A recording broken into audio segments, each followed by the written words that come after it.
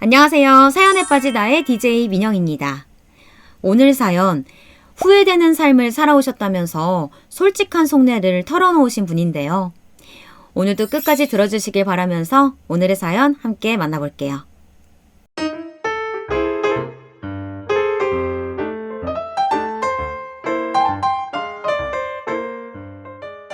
안녕하세요. 저는 올해 62에 접어든 보잘것없는 한 여자입니다. 사람은 나이가 들면서 성격에 따라 얼굴도 변한다고 하죠. 요즘 거울에 비친 제 얼굴을 보면 제가 보기에도 심술과 욕심이 그득그득하네요. 한번 사는 인생 좀 착하게 살았어야 하는데 저도 제가 왜 그렇게 살았는지 모르겠습니다. 저는 정말 후회되는 삶을 살았어요. 천벌을 받아도 마땅할 정도로 나쁜 사람이었죠. 한평생을 그렇게 살아왔으니 어쩌면 앞으로도 선해지는 건 불가능할지도 모르겠네요. 저는 저의 욕심으로 인해 하나뿐인 아들을 잃었습니다. 10년 전으로 시간을 되돌릴 수만 있다면 제 모든 것을 다 버리더라도 그런 짓은 하지 않을 겁니다. 이미 지나가 버린 시간을 되돌릴 순 없지만 지난 날을 한 번 더 반성하는 의미로 사연을 써봅니다. 제 이야기를 듣고 욕해 주셔도 좋아요. 저는 욕을 먹어도 싼 사람이니까요. 저는 남편과 일찍 이혼하고 외동아들을 혼자서 키웠습니다. 남편하고는 성격 차이로 이혼했는데요. 그 당시에는 남편이 저한테 맞춰주지 않는다고 생각했지만 지금 와서 생각해보니 제 성격을 감당할 남자가 누가 있었을까 싶네요. 반면 키도 크고 공부도 잘하는 아들은 저의 유일한 자랑거리였어요. 아들은 어릴 때부터 똘똘했는데요. 중고등학교 때에는 항상 전교 1등을 유지했죠. 애들 키우는 엄마들은 다 아시겠지만 자식이 공부를 잘하면 그게 그렇게 자랑스러울 수 없잖아요. 주변에서도 공부를 도대체 어떻게 시키길래 애가 맨날 1등만 하냐면서 부러워하곤 했죠. 아우, 부러워요. 아니, 아들이 어쩜 저렇게 철이 빨리 들었대요? 거기다 공부까지 잘하고 말이야. 기현 엄마는 부러워 죽겠어, 아주. 우리 애는 맨날 철딱서니 없이 용돈 달라, 밥 해달라, 이런 소리만 하는데. 그래서 저는 아들 덕에 동네에서 어깨를 쫙 펴고 다닐 수가 있었습니다. 아들이 혼자서도 뭐든 잘하기 때문에 특별히 뭔가를 더 시키거나 돈을 쓰진 않았어요. 공부머리가 있으니 굳이 뭘 시키지 않아도 알아서 잘하고 또 지가 먼저 원하지도 않더라고요. 지금 하는 정도면 충분해요. 괜찮아요, 엄마. 아들은 공부도 잘했지만 정말 착한 아이였습니다. 크면서 사춘기도 모르고 지나갈 만큼 사고 한 번 안 치고 얌전한 아이였죠. 언제나 제 말도 잘 듣고 어른들도 공경할 줄 알고요. 학교 선생님들도 제 아들을 무척이나 예뻐하셨죠. 아들은 어릴 때부터 꿈이 대학 교수라고 하더라고요. 자기는 공부하는 게 너무 재밌다면서 공부를 아주 많이 해서 학생들 가르치는 교수가 되고 싶다면서요. 저는 제 아들이라면 해낼 수 있을 거라고 생각했습니다. 그리고 아들은 우리나라 최고 대학, 서울대에 지원했습니다.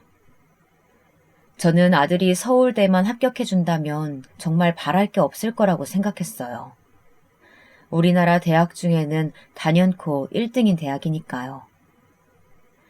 하지만 아무리 제 아들이 공부를 잘한다고 해도 서울대는 워낙 전교에서 날고 기는 애들이 다 지원하는 학교니까 혹시나 떨어질 수도 있다는 생각을 했습니다.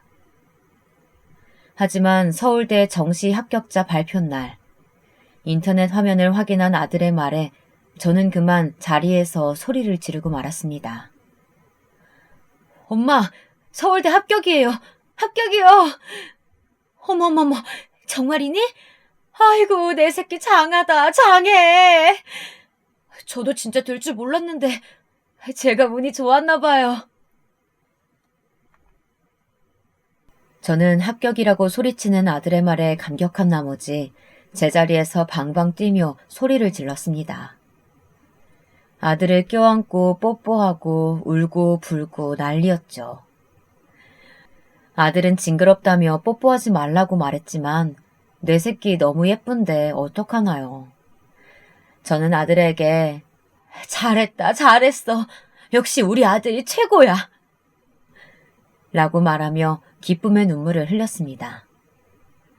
그리고 저는 친구들이며 친척들이며 온 동네방네 전화해서 아들의 합격 소식을 알렸습니다. 우리 아들 이 정도야 하고 자랑하고 싶어서요. 사람들은 저마다 제 일인 것처럼 축하를 해주고 저는 너무 좋아서 입꼬리가 하늘로 승천할 것만 같았죠. 먹고 살 만큼 돈은 있어도 가방끈은 짧았던 저에게 학력은 항상 큰 콤플렉스였습니다. 그런데 제 아들이 그런 저의 길을 팍팍 살려준 거였죠. 저는 학창시절에 공부를 썩 잘하지 못했었는데 아마도 머리는 지 아빠를 닮았나 봅니다. 그리고 꽃피는 3월, 아들은 서울대 법학과에 입학하게 되었어요. 남들은 자식 대학교 입학식에는 잘 안 간다고 하지만 저는 너무 자랑스러운 제 아들의 입학식에 안 갈 수가 없었습니다. 집이 경기도라 가는 길이 지하철로 한참이었지만 그런 건 문제가 되질 않았습니다. 무려 서울대인데요. 그 정도는 감수해야죠. 저는 예쁜 꽃다발을 사들고 가서 아들과 함께 사진을 찍고 아들의 입학을 축하해 주었습니다. 그리고 아들은 입학한 후 집에서 통학하기가 멀어서 학교 근처에서 자취를 하게 되었어요. 솔직히 아들이랑 단둘이 살고 있던 저는 아들을 제 품에서 떨어뜨려 놓기 정말 싫었지만 아들의 공부를 위해서라면 양보할 수 있었습니다. 그래서 학교 근처에 최대한 깨끗하고 괜찮은 자취방으로 구해주고 반찬도 자주 갖다 채워주었어요. 그런데 주변 엄마들한테서 듣기로는 다른 아이들은 대학교 때 자취하면 맨날 친구들과 모여서 술이나 퍼먹고 놀기만 한다던데 제 아들은 공부하느라 바쁜 것 같아 보였습니다. 전화를 해보면 항상 도서관이라고 하더라고요. 그리고 아들은 군대를 다녀온 후에도 바로 복학하여 열심히 학교를 다녔습니다. 아들은 대학생이 된 후에도 교수가 되고 싶다고 하더라고요. 저는 솔직히 서울대 법학과까지 나왔는데 이왕이면 판검사를 해줬으면 좋겠다고 생각했지만 아들이 어릴 적부터 꿈꿔왔던 일이니 응원하기로 했습니다. 판검사 엄마나 교수 엄마나 둘 다 생각만 해도 어깨에 힘이 들어가고 뿌듯했거든요. 그리고 저는 평소에도 아들이 교수가 된 미래의 모습을 상상하며 콧노래를 흥얼거리곤 했습니다. 교수는 연봉도 많이 받고 사회적 지위도 높으니 직업으로는 더할 나위 없이 좋았죠. 좋은 집에 좋은 차, 그리고 멀끔한 양복을 입은 아들과 같이 있으면 사람들이 얼마나 부러워할까요? 상상만 해도 기분이 좋아 날아갈 것 같았습니다. 그리고 아들이 교수만 된다면 아마 여러 집안에서 선자리가 들어오겠죠. 우리 아들 급에 맞추려면 어느 정도 수준의 며느리를 골라야 할지 혼자서 상상을 해보았습니다. 우리 아들은 키도 크고 얼굴도 멀끔하고 게다가 대학 교수이니 그 정도 급에 맞추려면 아마 엄청 부잣집 딸내미이거나 의사, 변호사 같은 전문직 여자 정도는 되어야 한다고 생각했습니다. 부모의 직업은 병원장이나 대기업 임원 정도면 좋겠죠. 그 이하는 생각하고 싶지 않았습니다. 우리 아들의 사회적 지위를 생각하면 집도 강남의 비싼 아파트 정도는 사줄 수 있어야 하고요. 이세도 중요하니 기왕이면 키도 크고 늘씬한 며느리였으면 좋겠다고 생각했습니다. 성형은 하지 않고 자연 미인이어야 하고요. 근데 또 요즘 여자애들은 당돌한 면이 있으니 시어머니 무서운 줄은 아는 애였으면 좋겠고요. 혼자 머릿속에서 며느리감을 고르다 보니 그렇게 재미있을 수가 없었습니다. 아들이 능력이 좋으니 고르는 재미가 있어서요. 아들이 아직 대학생인데도 여기저기서 소개시켜달라고 하는 거 보면 대학 졸업 후에는 얼마나 좋은 집안에서 소개가 들어올까 기대가 되었습니다. 아들이 졸업만 하면 저는 아들의 결혼 상대감 찾는 데만 집중할 생각이었습니다.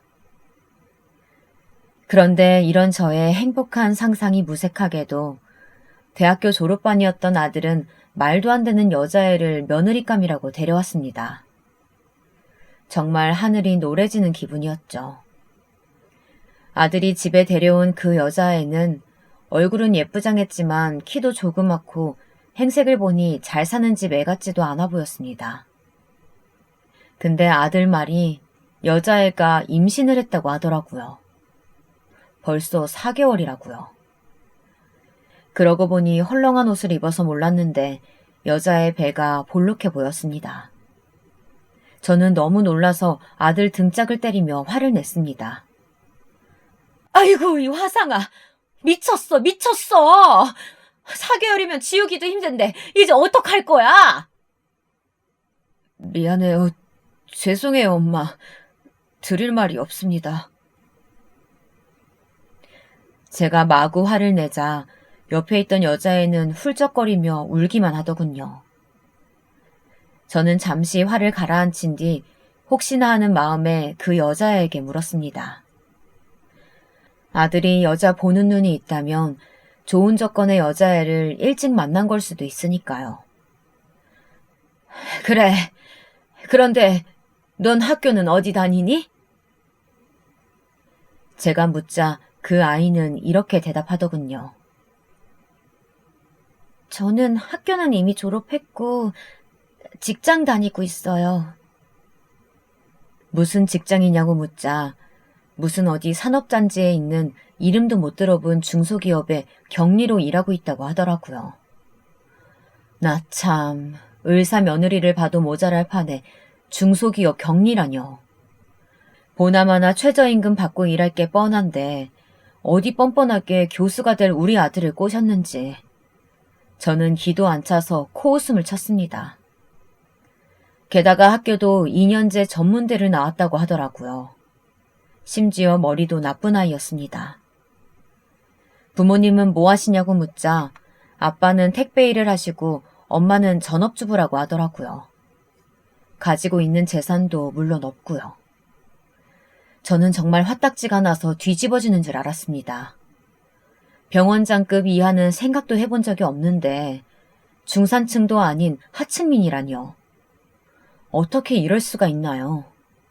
똑똑한 제 아들이 눈이 삐었을 리는 없고 저 요망한 기집애가 제 아들 바지가랑이를 붙잡고 신분 상승하려는 수작임이 틀림이 없었습니다. 저는 혈압이 올라 뒷목을 잡고 주무르며 그 여자애에게 버럭버럭 소리를 내질렀습니다. 지금 생각해도 그 말은 참 천박하기 그지없습니다. 너 아주 요망한 기집애구나. 어딜 감히 우리 기현이를 넘봐. 아주 어떻게든 애가 져서 교수 사무돼 보려고 발가벗고 우리 기현이한테 달려들었구만. 안 그래? 그런데 제 말에 아들이 버럭 화를 내며 말했어요. 아들이 그렇게 저한테 화를 낸 건 처음이었습니다. 엄마, 그런 거 아니에요. 저 소영이랑 중학교 때부터 친구였고 고등학교 때부터 사귄 거예요. 내가 중학교 때 같은 반 친한 여자애 있다고 말한 거 기억 안 나요? 짝꿍이었는데 공부도 도와주고 했었다고요. 걔가 소영이에요, 엄마. 제발 함부로 말하지 말아주세요. 제가 잘못한 거 알아요. 이런 일 덥석 만들어 오니 당황스러우셨겠죠. 충분히 이해해요. 근데 저희 정말 사랑하는 사이고 결혼하고 싶어요. 뭐? 얘랑, 그러니까 이딴 기집애랑 결혼을 한다고? 세상에, 기현아, 너 정말 엄마 넘어가게 할래? 네가 어떤 앤데? 네가 뭐가 될 놈인데 겨우 이런 집안의 여자랑? 저는 아들의 말에 기가 막히고 코가 막혔습니다. 고등학교 때부터 사귀었다뇨. 공부만 하는 줄 알았던 우리 아들이 고등학교 때부터 여자애한테 놀아났다니 정말 믿을 수가 없었습니다. 저 소영이라는 애가 어릴 때부터 아주 발랑 까져서 우리 기현이를 꼬신 게 분명했습니다. 애가 얼마나 야갔으면 친구들은 공부만 열심히 하는 그 나이에 어쩜 남자애를 꼬실 생각을 했을까요? 그것도 나중에 시집 갈 것까지 생각해서 공부 제일 잘하는 우리 기현이를 딱 골라서요. 저는 정말 화가 나서 이 상황을 받아들일 수 없었습니다. 그리고 그날은 머릿속이 정리되지 않아서 일단 애들을 돌려보냈습니다. 그리고 이후 한 달여 남짓 끊임없이 아들을 설득해보고 그 소영이라는 아이한테 전화해서 몇 번씩이나 막말도 해보고 회유도 해봤지만 소용이 없었습니다.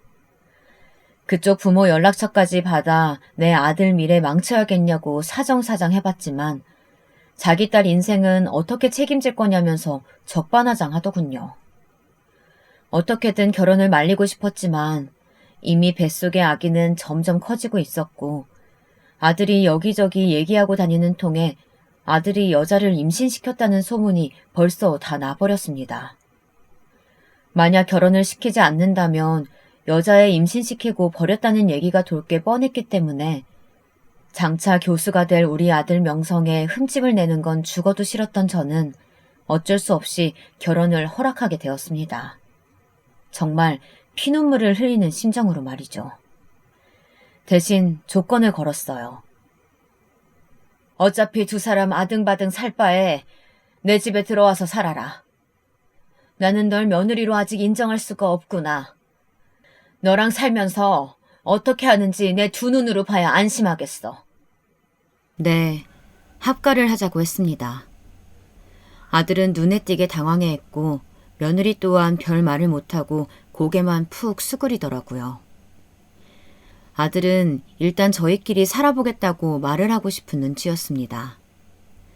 근데 그때 며느리 고개 자기 주제를 아는지 네, 어머님 그렇게 해요. 뭐가 됐든 어머님 말씀 따를게요. 하며 눈을 치켜뜨고 말하더군요. 그리고 얼마 후 아들과 며느리는 저희 집으로 들어왔습니다. 어차피 아들도 크게 반박할 수가 없었죠. 아들이 아직 학생이고 교수가 되려면 석사, 박사까지 공부를 해야 하기 때문에 생활비를 벌 수가 없었거든요. 그래서 전 그 점을 약점 삼아 아들이 교수 되기 전까지는 여기서 같이 살아야 한다며 몇 번을 신신당부해두었죠. 행여나 그 전에 나갈 생각일랑 하지 말아라. 내 눈에 흙이 들어가기 전까진 절대 안 내보내줄 거니까. 알겠습니다, 어머님. 제가 내조 잘할게요. 어머님 봉양도 잘하고요. 걱정하지 마세요. 애써 밝게 웃으며 씩씩하게 말하는 며느리를 무시한 채 그렇게 전 뒤로 돌았습니다. 그리고 결혼식도 안 하고 혼인신고만 한 채 두 아이는 결혼 생활을 시작했습니다. 아들은 그 기집애와 같이 살게 되자 저하고 살 때에는 보인 적 없던 행복한 표정을 자주 짓더군요. 그리고 아들이 틈틈이 과외 아르바이트를 하면서 모은 돈으로 저 기집애 주겠다고 과일이나 간식들을 사오는 날이면 그렇게 꼴보기 싫을 수가 없었습니다. 저한테만 잘하던 아들이었는데 아들을 뺏긴 괘씸한 기분이었죠. 며느리는 몸이 약한지 임신하고 나서 몇 번 쓰러질 뻔하여 회사를 그만두고 집에만 있었습니다. 돈이 없어서 혼수도 못 해온 주제에 일도 안 다닌다고 하니 정말 얄미웠어요. 아주 그냥 지 몸 편하게 살겠다고 작정한 게 이렇게 티가 나는 거죠. 가진 것도 없는 주제에 교수 마누라 되려면 힘들어도 버텨야지. 결혼하자마자 홀라당 눌러앉아버리는 꼬라지가 아주 가관이었습니다. 더군다나 하루 종일 며느리와 둘만 있으니 정말 우라통이 치밀어 미칠 것 같더군요. 집단에는 집안일도 돕는다고 하는데 제 성에는 전혀 차지 않았습니다. 배만 불러가지고는 둔에 빠져서 뭐 하나 빠릿빠릿하게 하는 것도 없었어요. 무슨 젊은 애가 청소기 하나 돌리려면 1분 돌리고 쉬고 1분 돌리고 한숨 쉬고 하는지 지 말로는 몸이 무거워서 허리도 아프고 힘들다는데 누군 뭐 애 안 낳아봤나요? 옛날에는 애 낳고 밭일도 했다는데 고작 뱃속에 조그만 거 하나 넣고 다니면서 별 유난이다 싶었습니다. 얘, 너 언제까지 그렇게 게으름 피고 있을 거니? 지금 시간이 몇 시인데 아직도 걸레질 하나를 다 못했어. 너 밥은 언제 안 칠 거야? 내가 널 두고 밥까지 차려야겠니? 아, 어머님 죄송해요. 제가 몸이 느려요. 제 의지대로 안 돼서. 아이고, 기막혀. 내가 말을 안 하니까 그냥 시애미가 만만하니? 그런 거야? 만삭도 아니면서 뭘 그렇게 유난이야? 그러던 어느 날 일이 터지고 말았습니다. 며느리가 부엌에서 설거지를 하고 있는데 갑자기 쨍그랑 하는 소리가 들리더라고요. 급하게 부엌에 가보니 그릇 하나가 바닥에 깨져 있었고 며느리는 고무장갑 낀 손으로 당황해하고 있었습니다. 저는 깨진 그릇을 보자마자 너무 화가 나서 며느리를 확 밀쳤습니다. 야, 이거사! 너 이 그릇이 얼마짜린 줄 알아? 이게 아주 배운 게 없어서 그런지 설거지도 하나 제대로 못하니 넌? 저는 비싼 그릇을 깬 며느리 때문에 열이 뻗쳐 벌컥 화를 냈고 그 뒤론 뭐라고 했는지 기억도 안 납니다. 아주 별 욕을 다 한 것 같은데 그 뒤에 며느리가 울음을 겨우 참아가며 쭈뼛대며 죄송하다고 하더라고요. 어머니 죄송해요. 설거지하는데 순간 현기증이 나서 그만. 변명 같지도 않은 변명에 제가 노려보자 급하게 고무장갑을 벗고 깨진 그릇을 치우더라고요. 둔한 몸으로 뒤뚱거리며 쪼그려 앉아 그릇을 치우는 며느리를 보니 한심해서 아이고 내 팔자야 하는 소리가 절로 나왔습니다. 그릇을 치우다가 깨진 조각에 찔렸는지 며느리의 손가락에 핏방울이 맺힌 걸 보았지만 아무 감정도 들지 않았습니다. 저는 조심성도 없는 멍청한 곳이라고 중얼거리면서 부엌을 빠져나왔어요. 그리고 거실로 나온 저는 아까 보던 드라마를 마저 보았습니다. 드라마에서는 귀티나는 재벌집 며느리가 시어머니에게 애교도 떨고 같이 백화점에 명품 쇼핑도 가는 내용이 나오고 있었죠. 저는 그걸 보면서 한숨을 푹푹 내쉬었습니다. 내가 바로 저 드라마 속 시어머니가 되었어야 하는데 어쩌다 저런 것을 며느리로 맞아서 이렇게 살고 있는지 정말 억울했어요.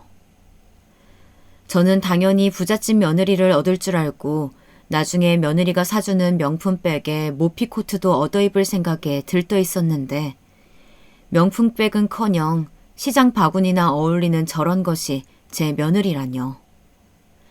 정말 남들이 누구나 부러워할 만한 완벽한 아들을 키워냈는데 저것이 거기에 먹칠을 하고 말았습니다.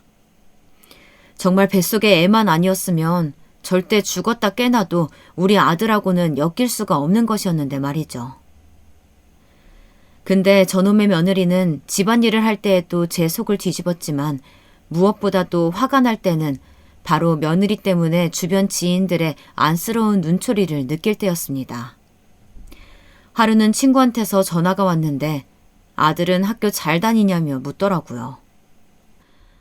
아유 정말 부럽다 얘. 기현이는 졸업하면 여자가 줄을 설 거 아냐. 며느리 잘 골라야겠다 너. 아들은 결혼식도 하지 않았고 저도 굳이 알리고 싶지 않아서 제 아들이 결혼한 것을 주변 사람들이 잘 모르던 상태였거든요. 그래서 친구가 저런 이야기를 하더라고요. 저는 한숨을 쉬며 친구에게 말했습니다. 고르긴 뭘 골라. 아휴, 죽 쏘서 개 줬는데 뭐. 저는 거실에서 통화하는 제 목소리를 며느리가 듣던 말던 신경 쓰지 않고 얘기했습니다. 친구가 무슨 말이냐고 물었고 저는 아들이 혼전 임신으로 결혼하고 며느리와 같이 살고 있다는 이야기를 해줬습니다. 그러자 친구의 반응이 찜찜하더군요. 아, 그래? 아니 뭐 착하기만 하면 됐지 뭐. 아쉽겠다 야. 근데 친구의 말투에서 저를 비웃고 안타깝게 생각하는 게 느껴지더라고요. 제가 느끼기에는 그렇게 아들 자랑하더니 겨우 그런 며느리 들인 거야? 기껏 키워놓으면 뭐하냐, 한심하다. 라고 하는 것처럼 들렸어요. 저는 항상 남의 부러움만 사던 사람이었는데 동정과 비웃음의 대상이 되자 정말 그 역겨운 기분을 참을 수 없었습니다. 저는 친구와 전화를 끊은 후 핸드폰을 바닥에 확 집어던졌습니다. 그리고선 쭈그려 앉아 방바닥을 닦고 있던 며느리에게 가서 험한 말을 쏟아부었어요.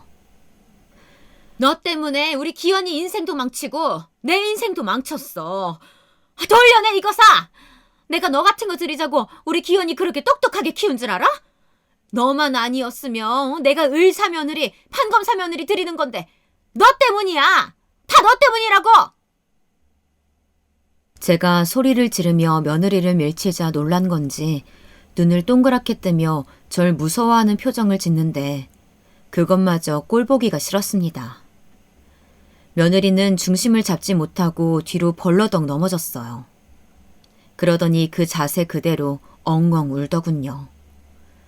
저는 우는 모습마저도 꼴보기 싫어서 욕설을 퍼부었습니다. 며느리에게 분풀이를 했죠. 그러자 며느리는 울면서 저한테 애원하더군요. 어머니, 제발 그러지 말아주세요. 우리 아기 잘못되면 안 돼요. 저는 차라리 잘못되길 바라면서 계속해서 분풀이를 하다가 씩씩대며 밖으로 나가버렸습니다. 저것 때문에 이놈의 집구석에 있기도 싫었어요. 그리고 괜히 밖에서 바람이나 쐬면서 돌아다니다가 저녁 늦게 집에 들어갔습니다. 집에 들어가 보니 아들이 와 있더라고요. 아들은 잔뜩 화가 난 얼굴로 저에게 소리쳤습니다. 엄마, 도대체 소영이한테 왜 그러시는 거예요? 네? 소영이 제가 사랑하는 사람이고 제 아이의 엄마예요. 제발 소영이 괴롭히지 마세요. 이런 행동하는 거 부끄러운 줄 아시라고요. 뭐야? 너 지금 널 키워준 엄마한테 정말 실망했습니다. 엄마 아들 안 하고 싶다고요. 아들도 많이 감정적으로 격앙이 되었는지 저에게 처음으로 그런 말을 하는데 며느리의 편을 드는 아들의 모습을 보자 피가 거꾸로 솟는 것 같았습니다. 내가 어떻게 키운 아들인데 지 엄마 편을 들지는 못할 망정 저딴 거 편을 들다뇨. 여태까지 살면서 한 번도 저한테 대든 적이 없는 아이였는데 여자한테 정신 팔려서는 지 엄마도 몰라보는 모습에 가슴이 찢어졌습니다. 그리고 저는 그날 이후로 머리를 싸매고 누웠습니다. 저것을 이 집에서 내쫓기 전에는 화를 풀지 않기로 했고요. 그날 이후로 며느리는 제 눈치를 심하게 보면서 자꾸 저를 귀찮게 하더라고요. 어머님이 좋아하는 음식을 했으니 드셔보라는 둥, 다리가 아프시면 주물러 드리겠다는 둥. 어머님, 그만 화 풀어주세요. 제가 잘못했어요. 아들한테 이를 건 다 일러놓고선 이제 와서 사죄라니 더 싫었습니다. 저는 그때마다 마치 더러운 바퀴벌레라도 본 듯 경멸하는 눈초리로 며느리를 노려봤습니다. 그리고 며느리를 향한 모든 원망을 시도 때도 없이 쏟아냈죠. 차마 여기에 적을 수 없을 정도로 심한 말도 많이 했습니다. 아들이 안 볼 때 괴롭히기도 많이 했어요. 그렇게라도 하지 않으면 답답한 제 속이 뚫리지 않을 것만 같았으니까요. 그렇게 하루하루 지옥같이 지내던 어느 날 며느리가 배에서 태동이 느껴지지 않는다며 아들을 데리고 병원에 가더라고요. 저는 내심 속으로 잘못되기만을 바랬습니다. 만약에 아이가 잘못된다면 당장 이혼시킬 생각으로요. 그런데 하늘도 제 바람을 알았는지 며느리의 뱃속의 아기가 정말로 잘못되고 말았습니다. 자궁 내 태아 사망이라네요. 무려 임신 9개월 차 때였습니다.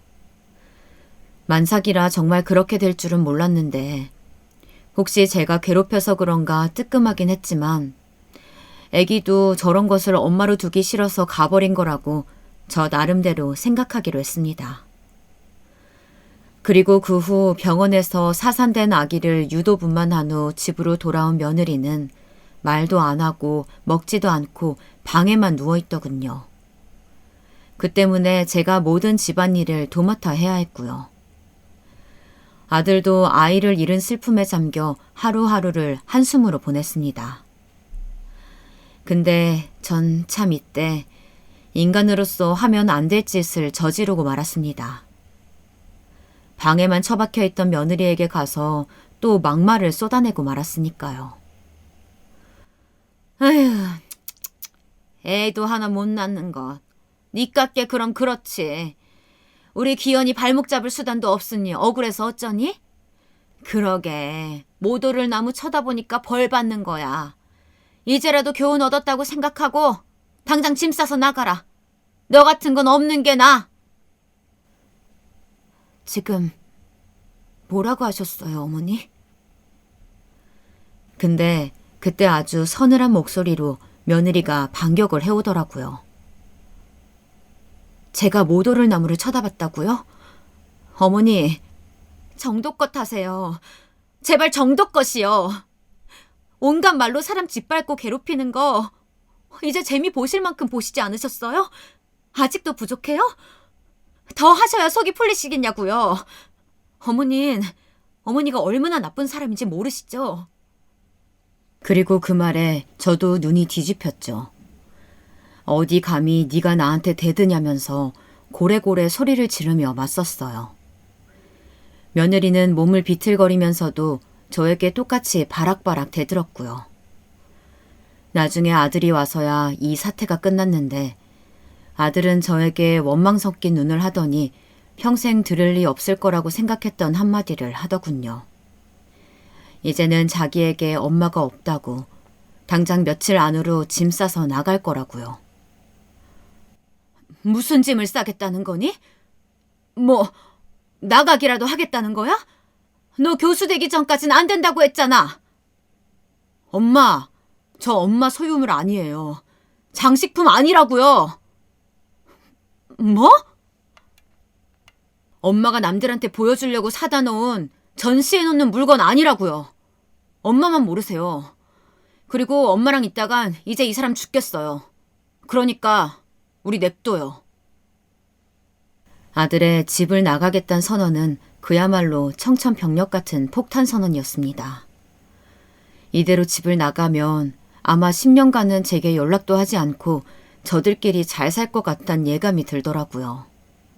희희낙낙 저는 완전히 까맣게 잊어버린 채로 말입니다.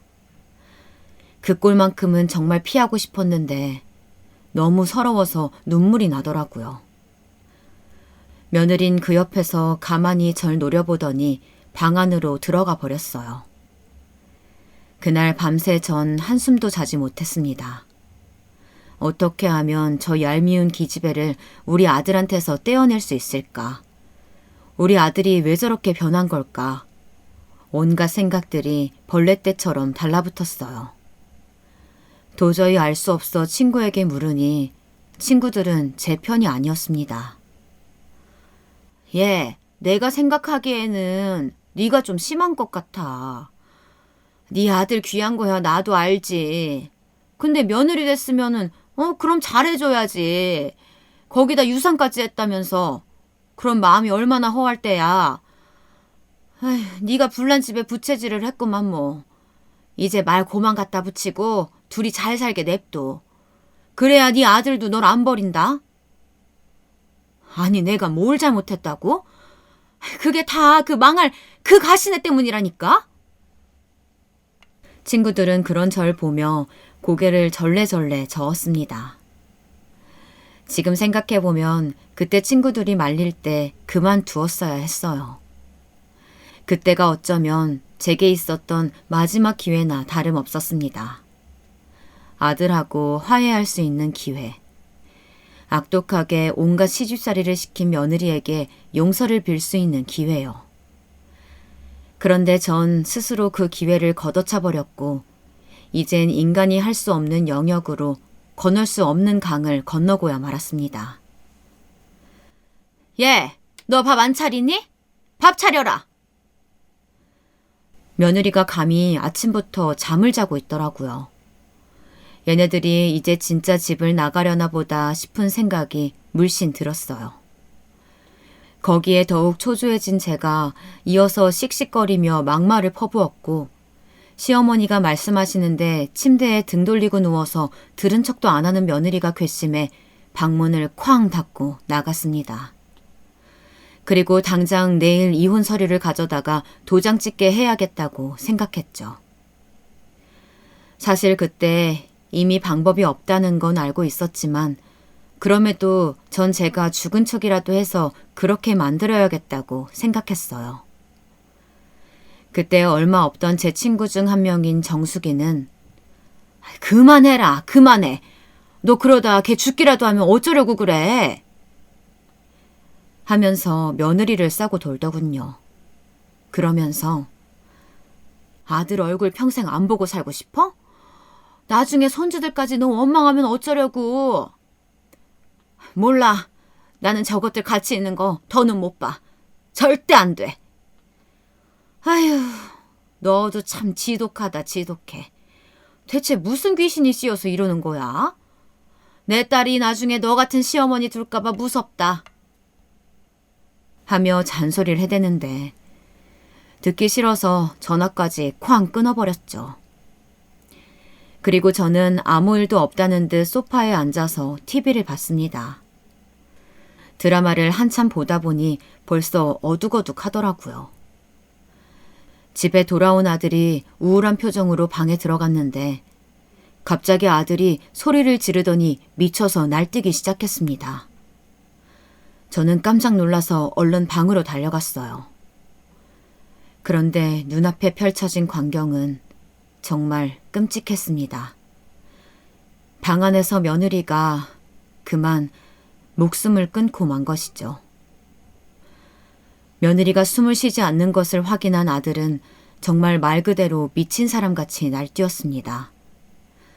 소리를 지르고 울부짖고 아들은 죽은 며느리의 몸을 세차게 흔들고 숨을 불어넣어 보기도 했지만 이미 차갑게 식어버린 몸은 딱딱하게 굳어있을 뿐이었습니다. 저도 어찌해야 할 바를 몰라 안절부절했어요.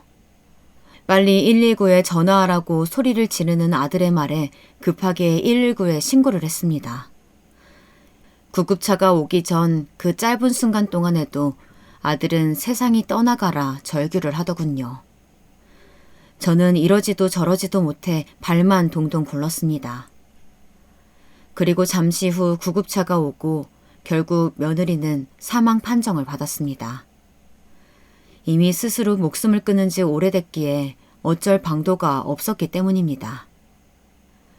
그리고 며느리가 죽은 이후 저는 가슴 한켠이 찜찜했어요. 설마 사람들이 저 때문에 죽었다고 생각할까 봐서요. 며느리가 유서 한 장 써놓지 않고 죽은 게 다행이었죠. 며느리의 장례식장에서 사돈댁이 저의 머리채를 잡아 흔들며 저를 마치 살인자처럼 몰고 가는데 저는 정말 억울했습니다. 내 딸이 당신 때문에 유산한 것도 모자라 이제 내 딸을 죽게 했어. 이 망할, 내가 널 죽이고 내 딸 따라갈 거야. 울부짖는 소리가 무섭기까지 하여 전 재빠르게 장례식장에서 도망 나왔습니다. 물론 며느리를 못살게 군 것은 잘못했지만 제가 죽으라고 그랬나요? 제가 틀린 말 한 것도 아니잖아요. 그럼 가진 것도 배운 것도 없는 주제에 교수 사모는 공짜로 되려고 그랬나요? 그래도 전 정신을 차리지 못했고 친구에게 일을 하소연하니 친구는 이미 이때쯤 완전히 저와 인연을 끊으려 하는 건지 할 말이 없다며 일어서 나가더라고요. 그 와중에 사돈댁 어른들은 계속해서 저희 집으로 찾아와 문이 부서져라 두드려대고 멱살 잡고 머리채를 뜯으려 하고 저도 참 무서웠어요. 경찰을 부르겠다고 해도 꿈쩍 않고 모진 말들을 퍼부어대는데 견디기가 힘들었습니다. 왜 저한테 와서 이러시는 거예요? 아휴, 딸 잃은 거, 자식 잃은 거 속상하시겠죠. 근데 그게 어디 제 탓인가요? 이러지 마시고 딸 앞에 가서 그러세요. 아우, 정말 짜증나 죽겠네. 그러자 제 말에 두 사람 모두 짐승처럼 달려들어 날 죽이려고 하는데 아들은 무릎을 꿇은 채 모두 자기 탓이라고 계속 눈물만 떨구고 앉아 있더라고요. 죄송합니다. 그래, 너 때문이다. 네 때문에 내 딸 죽은 거야. 네가 모른 채 하지만 않았어도 저 잘난 네 어미 막아주기만 했어도 어디 이런 일이 일어나니? 너 나한테 뭐라고 했어? 내 딸 임신시켜 데려갔을 때 뭐라고 했냐고. 잘 살겠다고 했지. 행복하게 해주겠다고 했지. 근데 이게 뭐냐고. 죄송합니다, 장모님. 장인어른, 정말 죄송합니다. 아니, 이보세요. 말은 바로 해야지. 그게 왜 우리 아들 탓이에요? 우리 아들이 무슨 잘못이 있다고 여기 와서 이 더러운 행패예요. 나 지금 당장 112 부를 거예요. 경찰 부를 거니까 썩 내 집에서 나가요. 저 지옥에 떨어질 인간. 당신 꼭 지옥에 떨어질 거야. 두고 봐. 그때 사돈이 제게 던졌던 그 무시무시한 말 한마디는 어떤 예언과도 같은 것이었을까요? 그 후 아들은 제 책임으로 떠넘기면서 저하고는 말도 안 섞고 저를 투명인간 취급했지만 시간이 지나면 괜찮아질 거라고 생각했습니다. 그리고 아들이 마음을 좀 추스르면 다시 좋은 신부감을 찾아주면 된다고 생각했죠. 한편으로는 며느리가 죽은 게 다행이라고 생각도 들었습니다. 물론 사람이 죽은 건 안타깝지만 만약 며느리가 안 죽었으면 우리 아들은 다른 집에서 부잣집 사위로서 누릴 수 있는 것들을 평생 포기했어야 됐으니까요. 그리고 아들 나이가 아직 20대 중반이고 교수가 되려면 아직 갈 길이 멀었는데 지 마누라한테 정신 팔려 있는 것보단 혼자서 집중할 수 있는 계기가 될 수 있어서 더 좋다고 생각했습니다. 그리고 며느리가 세상을 떠난 지 2주 정도 지났을 무렵 저는 아직까지도 매일 울기만 하는 아들을 위로해 주려고 아들이 제일 좋아하는 갈비찜을 해주기로 했습니다. 마트에서 재료를 사서 집으로 돌아갔는데 주말이라 집에 있어야 하는 아들이 어디 갔는지 보이질 않더라고요. 아들 방에 가보았는데 왠지 모르게 방이 조금 빈 느낌이 들었습니다. 그냥 집 앞에 잠깐 나갔나 보다 하고 부엌에 재료를 손질하러 갔는데 식탁에 웬 쪽지 하나가 놓여져 있었습니다.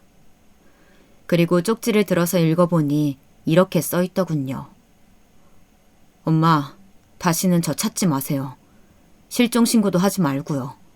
실종신고하면 나도 소용이 따라서 죽어버릴 테니까. 아들 죽는 꼴 보고 싶으면 그렇게 하시고요. 쪽지를 읽은 저의 손은 충격으로 부들부들 떨렸습니다. 급하게 아들에게 전화를 해보았지만 없는 번호라는 안내 음성만 나오더군요. 분명히 어제까지는 이 번호로 통화를 했었는데 저는 이 상황이 믿기질 않아 아들이 장난치는 줄 알고 집안 구석구석을 뒤져보았습니다.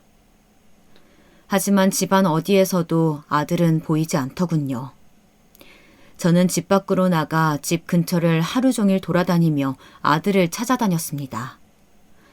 이 추운 날 도대체 어디로 갔을까 도저히 예상이 되질 않았어요. 카페며 식당이며 마트며 심지어는 공원의 공중 화장실까지 뒤져보았지만 아들은 찾을 수가 없었습니다. 저는 공원 바닥에 주저앉아 하염없이 땅을 치고 울었습니다. 아들이 여자에 미친 게 분명했으니까요. 고작 여자 때문에 지를 키워준 엄마를 버리고 나가다뇨.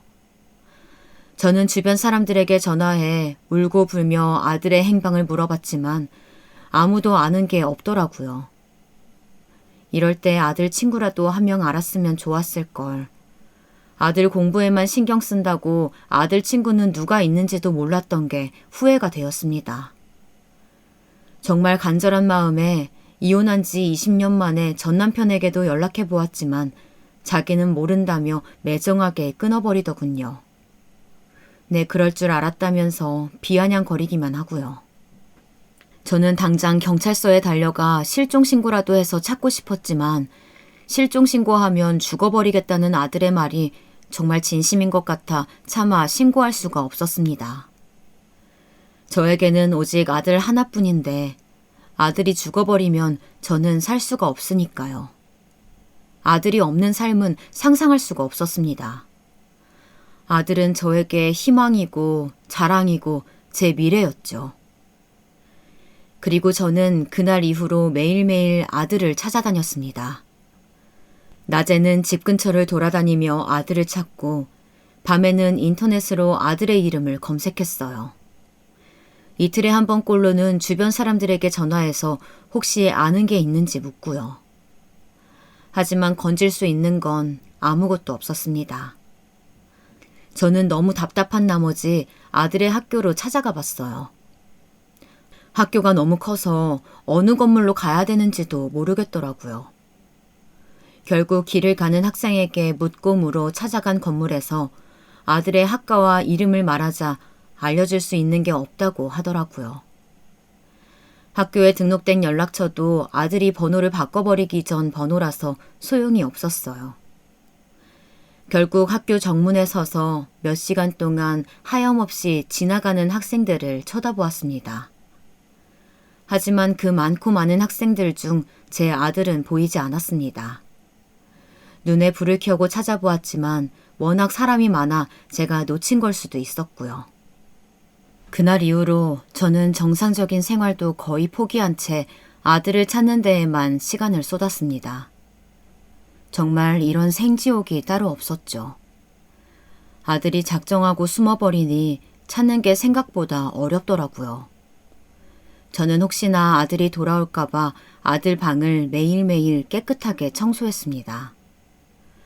그리고 아들 방에 걸려있는 사진을 보고 매일매일 울었습니다. 서울대 입학식 때 찍었던 그 사진이요. 저 때는 저렇게 환하게 미소를 짓고 있었는데 아들이 떠나기 전에 매일 짓고 있던 그 우울한 표정을 잊을 수가 없었습니다. 아들을 그리워하는 마음이 커질수록 죽은 며느리를 원망하는 마음도 함께 커졌어요. 저는 듣지도 못하는 며느리를 향해서 원망의 말을 내뱉었습니다. 아이고 이거사. 네가 교수 사모 못 될 것 같으니까 그 못난 심보에 내 아들까지 데려가니? 이 죽일 거사. 내 아들 어디 숨겨놨어? 어디 숨겨놨냐고. 죽은 며느리를 향해 아무리 애원을 해봐도 아들은 나타나지 않았습니다.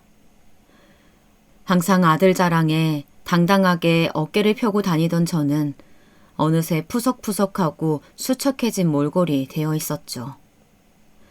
그리고 시간이 지나자 주변 사람들도 제가 전화해서 아들 행방을 묻는 것을 굉장히 귀찮아하더라고요.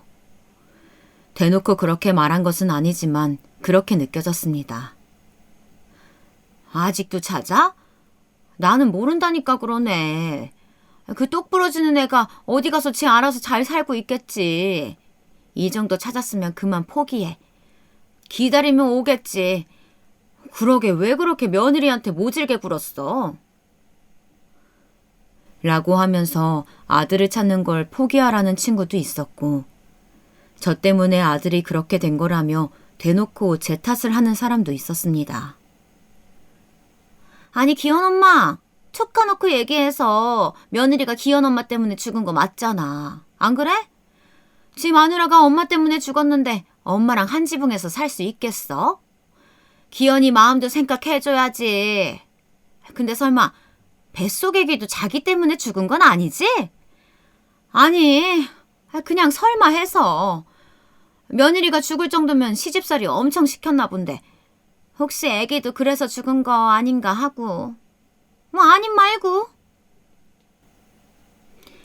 이렇게 며느리와 아기까지 저 때문에 죽었다고 비난하고 비아냥대는 사람들 때문에 스트레스로 살 수가 없었습니다. 도대체 제가 뭘 잘못했나요? 잘 키운 아들한테 잘난 며느리감 원한 게 그렇게 잘못인가요?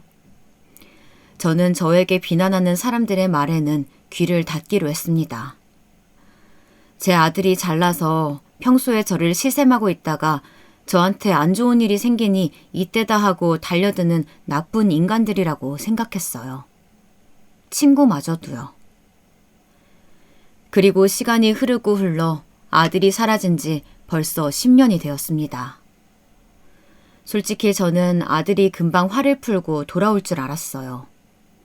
아무리 화가 났어도 지를 낳고 길러준 엄마한테 이렇게까지 할 줄은 정말 몰랐습니다. 어떻게 자기를 낳아준 엄마와 연을 끊을 수 있나요? 저는 몇 년 동안 아들을 찾기 위해 노력했지만 성과가 없자 더 이상 찾는 것을 포기하고 기다리기로 했습니다. 중간에 몇 번이나 경찰서에 신고할까 정말 많이 고민했지만 경찰서 앞까지 갔다가 다시 돌아오기 일쑤였죠. 무소식이 희소식이라고 차라리 못 보는 게 낫지 아들이 죽었다는 연락은 죽었다 깨나도 받고 싶지 않았습니다. 제가 해볼 수 있는 수단은 다 해보았지만 돌아오지도 찾을 수도 없는 아들을 매일매일 그리워했습니다. 날마다 집에서 아들의 사진을 보며 사진 속의 얼굴을 어루만졌습니다. 밥을 먹을 때면 아들의 빈자리가 허전해 밥그릇을 하나 더 놓곤 했죠. 이제 아들의 나이도 30대 중반. 제가 예전에 그리던 미래에선 30대 중반의 아들은 교수가 되고 부잣집 아내를 얻어 저에게 호강시켜주는 모습이었습니다. 그런데 현실은 아들이 결혼했는지 아닌지도 알 수 없는 상태였죠. 주변에서 아들, 딸들 하나둘씩 시집 장가 보내는 걸 보면서 가슴이 미어졌습니다. 저도 나이를 먹다 보니 제가 좀 욕심이 과했다는 생각이 들기 시작하더라고요. 며느리가 아무리 마음에 안 들어도 아들이 없는 것보단 나았는데 제 발등 제가 찍었다는 생각이 들었죠. 그놈의 부잣집 며느리가 뭐라고. 하지만 이제 와서 후회해봤자 늦었을 뿐이었습니다. 그리고 어느 날 저는 서울에 볼 일이 있어서 갔다가 아들이 다니던 서울대 근처를 지나가게 되었어요. 학교 정문을 보자 서글픈 마음이 들더군요. 지금은 도대체 어떻게 살고 있을까 생각하면서요. 커피나 한 잔 마시고 가야겠다는 생각에 근처 카페에 들어갔습니다. 창가에 앉아 창밖만 하염없이 바라보면서 생각에 잠겨 있었어요. 그런데 그때 카페 앞에 웬 검정색 외제차가 서더니 안에서 정장을 입은 남자와 학생 여러 명이 내리더라고요.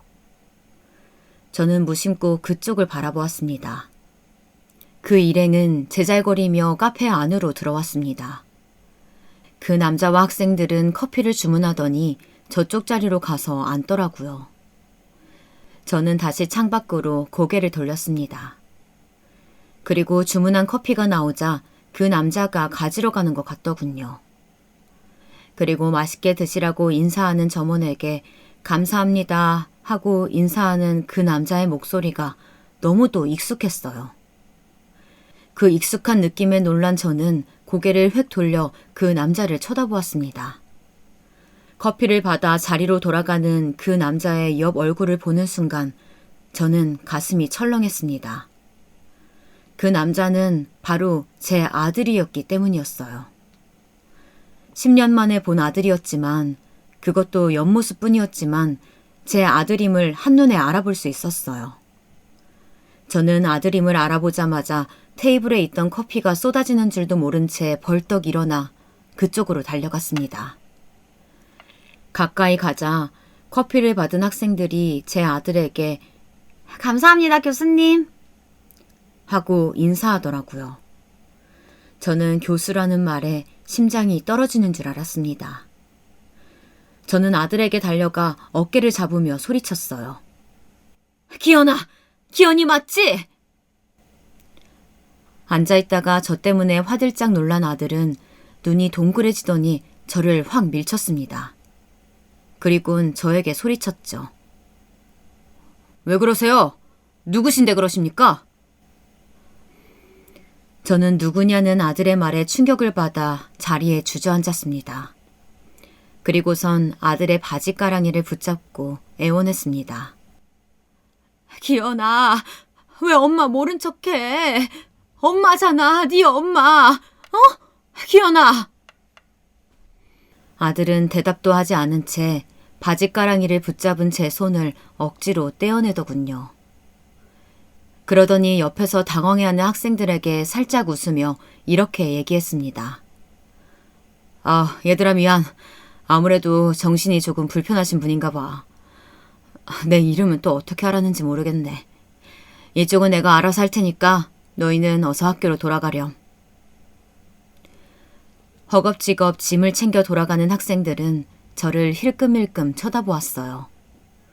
정말로 이상한 사람 보는 듯한 눈빛으로요. 카페에 있던 사람들도 저를 미친 사람처럼 쳐다보았습니다. 저는 계속해서 아들을 향해 울면서 애원했어요. 기현아, 엄마가 잘못했어. 엄마가 다 잘못했으니까 제발 엄마 용서해주라. 엄마 평생 원망해도 좋으니까 제발 엄마 모른 척 좀 하지 말아줘.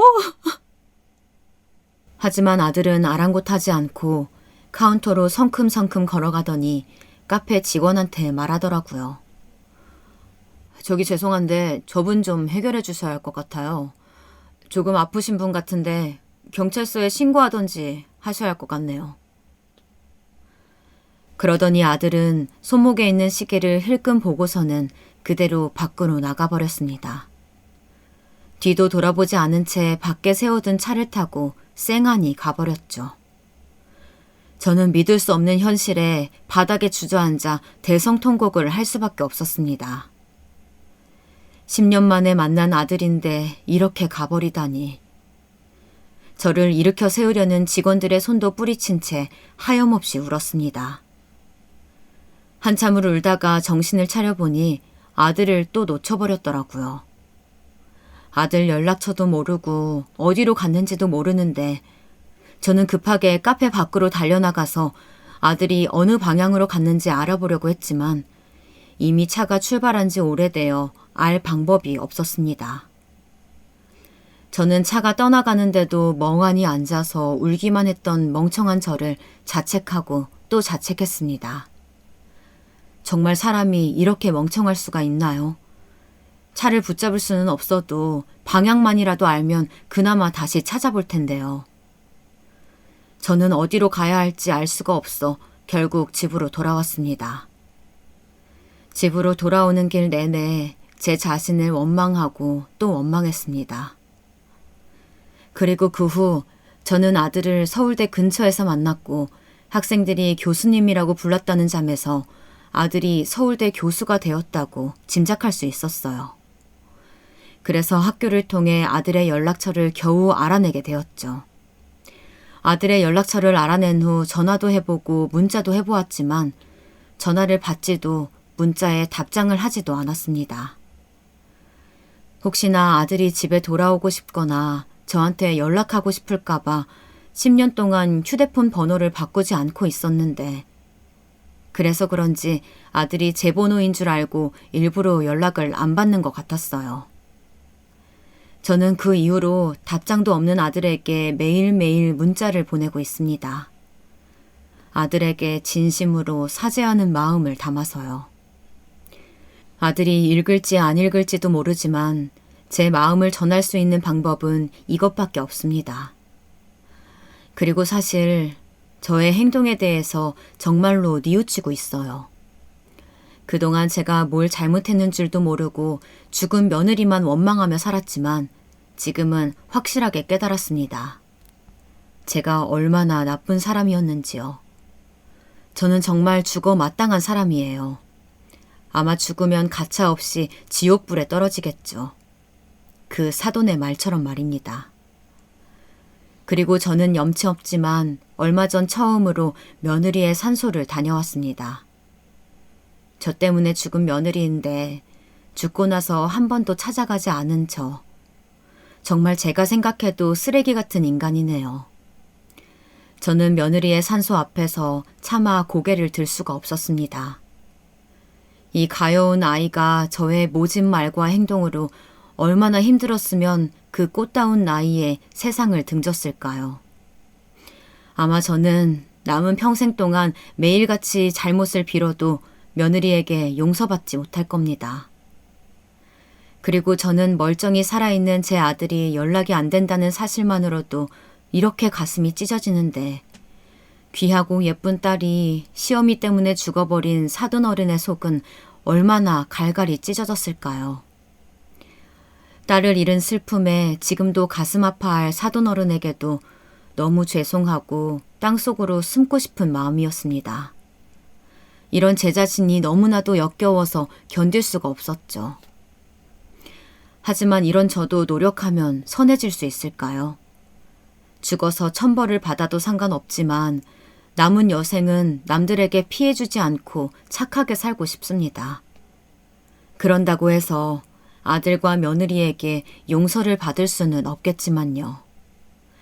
제가 제 자신을 견디기 위해서라도 반성하고 또 반성하며 살도록 노력할 겁니다. 이제는 교수 아들이고 부잣집 며느리고 다 필요 없어요. 그저 아들이 제 마음을 알아주고 제 문자에 답장 하나 해주는 것. 그게 저의 유일한 소망입니다. 그게 얼마나 걸릴지, 어쩌면 평생 이루어지지 않을 소망인지도 모르지만요. 제가 죽는 날까지 아들이 끝끝내 저를 받아주지 않더라도 제가 지은 죄이니 그 대가는 달게 받겠습니다. 가슴이 터질 듯 아프지만 죄인이 슬퍼할 자격이나 있나요? 이렇게 사연을 써보니 제가 얼마나 못된 삶을 살았는지 다시 한번 뼈저리게 느껴지네요. 오늘도 한 번 더 반성하고 또 반성하면서 이만 글을 마치도록 하겠습니다. 제 얘기 들어주셔서 너무 감사하고 여러분의 앞날에 축복이 가득하길 기원합니다.